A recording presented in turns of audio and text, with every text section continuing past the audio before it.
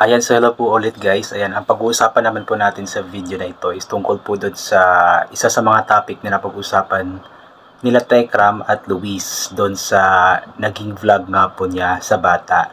Kung saan nga po sinabi ni Tekram na si Luis nga po kumbaga yung naging susi para lumabas nga po yung problema ni Dave. So panoorin po muna natin itong short clip tapos magbigay po tayo ng ating or magbibigay po ako ng aking opinion or reaction video. Siguro may ano din, na God's will na din, dahil nakita natin yung pagsisinungaling ni kuya mo. Kasi parang nakikita ko yung pattern eh. Kasi kung hindi kita inuwi dito, hindi ko pinatawag si mama mo, hindi kita pinauwi o hindi kita pinamili sa promised land o dito, hindi lalabas ang problema ni kuya mo. Ngayon lumabas. Yung pattern eh. Parang siya kasi para lumabas yung... Oo, kaya sabi ko, yung pattern nakikita ko na. Si kuya naman kasi talagang, sabi ko nga, inuulit ko. Alam naman ng mga titas from Hong Kong at saka ng mga nakasubayba sa kwento ng buhay ni kuya, talaga namang medyo ano talaga si kuya. Pero bilang anak, tinanggap ko na ng anak. Siyempre, so yun nga po guys, si mama ni Luis pala yung nagsabi na si Luis yung kumbaga yung naging susi para lumabas nga po yung problema ni Dave. So tama nga din naman kasi nagsimula naman talaga ang lahat nung umuwi or pinauwi nga po si Luis. Kumbaga siguro na-trigger yung siguro before pa umuwi si Luis, meron ng something siguro sa puso ni Dave na yun nga, may something na kay Tekram dahil nga po sa pagdidisiplina nito sa kanila or sa kanya. At yung pinauwi nga po si Luis, baka naisip ni Dave na kailangan na din niyang umalis kasi nga siya na lamang mag-isa doon. Kaya yun, dahil nga po meron din namang mga willing sigurong kunin siya, yung mga kasama or mga nasa likod niya ngayon. Kaya yun, nakapag-decide siguro si Dave na umalis na lang since wala na din naman si Luis doon sa poder nila Tekram. Ayan. kala ko wala na yung ganun eh. Pero patago pala. Oo, yun yung ayaw ko kay kuya mo. Parang binackstab ako. Sabi ko, wala ka na nun eh, na napahatid na kita. Nung nag-pray kami 2 beses bago siya kuya ha, kasi nga natatakot ako doon sa, di ba, sa lugar po nila. Baka sinong samahan mo dyan? Baka, pagka ko, 4 na araw na eh. Nalaman ko na lahat ng problema, ayun na. Yun lang, di ko maintindihan. Kala ko okay na, di ba? Alam naman nun ni kuya, yung mga problema namin. Kahit siya pero sa tingin ko hindi niya open yun, masyadong madugo eh.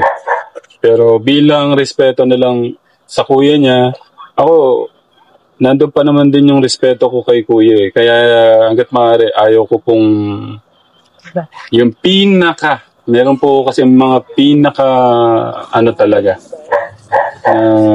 nagawa si kuya. Pero siyempre bilang ama, protection na lang. Kaso, sabi nga nung iba, hindi ko naman tinuring na ama eh. Kaya masyado akong sinaktan ni kuya mo. Ayun po. So, short clip lamang po yun. Kung gusto nyo po mapanood yung buong vlog na iyon, is puntahan nyo po sa YouTube channel mismo ni Tekram. So, nakakaano lang din ito si Tekram kahit na ganoon ang ginawa sa kanya ni Dave. Ay andun pa rin sa kanyang puso yung pagmamahal. Kahit nasaktan na siya, andun pa rin sa kanyang puso yung respeto kay Dave. Sabi nga niya na may pinakamadugo pa daw na nagawa si Dave pero hindi na daw po niya ito ilalabas. Para sa akin din naman is wag na lamang ilabas kung ano man po yung iba pang mga naging nagawa ni Dave nang sa ganun is hindi mas lalong mabash yung si Dave kasi yun nga mahirap din na mas lalong mabash si Dave. Yung pinakauna talagang araw or pinakaunang week ng issue na ito is talagang sobra yung bashing kay Dave. Hanggang ngayon, which is medyo nag-subside na din naman ngayon, hindi na katulad ng dati na grabe. Pero sana kung meron pa mang ibang nagawa si Dave is wag na lang sigurong ilabas para sa akin kasi mahirap na mas lalong mababash yung bata, mas lalong hindi nalalapit sa kanila yung bata. Yung pakiusap nila na sana kausapin sila ni Dave ay hindi na mangyayari yun kung may ilalabas pa sila na something. So siguro pakiusapan na lang na pakiusapan kung gusto talaga nilang makausap si Dave. Wag na lamang sigurong maglabas ng anything para mas kumbaga gumagaan yung kalooban ni Dave pa.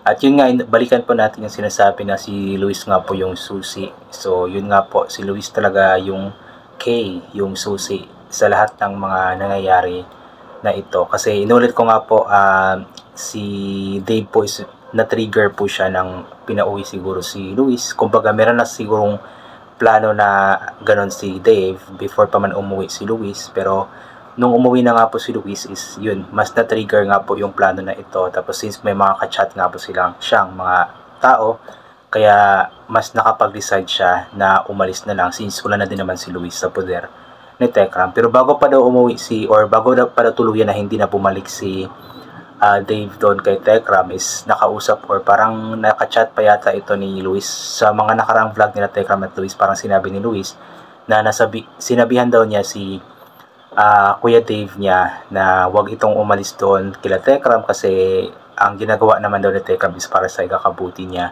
Pero yun nga, kinabukasan daw nun is yun na po yung pumutok ang balita na hindi na nga po babalik pa si Dave doon sa poder ng Manalastas family. So nakakalungkot man pero ganun talaga ang buhay. Which is okay na din yung nangyari kasi kumbaga mas nakita nila Tekram ng mas maaga na ganito pala yung nasa isip o nasa puso ni Dave. So kumbaga blessings in disguise na din yung pag-uwi ni Luis dahil nga po lumabas nga po yung mga problema ni Dave. At kung siguro mas magtatagal pa si Dave doon sa poder nila at hindi nalaman ang problema na ito, mas lalong bibigat siguro ang puso ni Dave, mas lalong iinit yung kanyang galit or tampo kay Tatay Tekram niya. Kaya mas okay na din ito na mas maaga nalaman para mas maaga din matapos. And hoping sana na matapos na talaga ang issue na ito kasi ang gulo-gulo na po. Ayan. So yun, I think hanggang dito na lamang po muna itong gagawin ko na reaction video. So thank you so much po sa lahat ng mga palaging bumabalik sa aking YouTube channel. So inulit ko nga po palagi na galing po natin magdasal, magpasalamat sa lahat ng mga bagay na ating natatanggap. Kahit na hindi po natin ito hinihingi kasi nga po lahat ng mga bagay na meron tayo ay kaloob sa atin ng ating Panginoon. At wala ang mga bagay na ito kung hindi dahil sa Kanya. And always bring payong, kapote, sombrero, or anything na pwede maging proteksyon sa katawan kapag lalabas po tayo nang sa ganun kapag mainit ay hindi po tayo mainitan. Or kapag biglang umulan na hindi po tayo mababasa ng ulan. And always take vitamin C para mag-boost ang ating immune system. At hindi po tayo matatamaan agad-agad ng kung ano-ano mang mga sakit-sakit. Ayan. So once again, inulit ko hanggang dito na lamang po muna itong gagawin ko na reaction video. God bless po and bye for now po.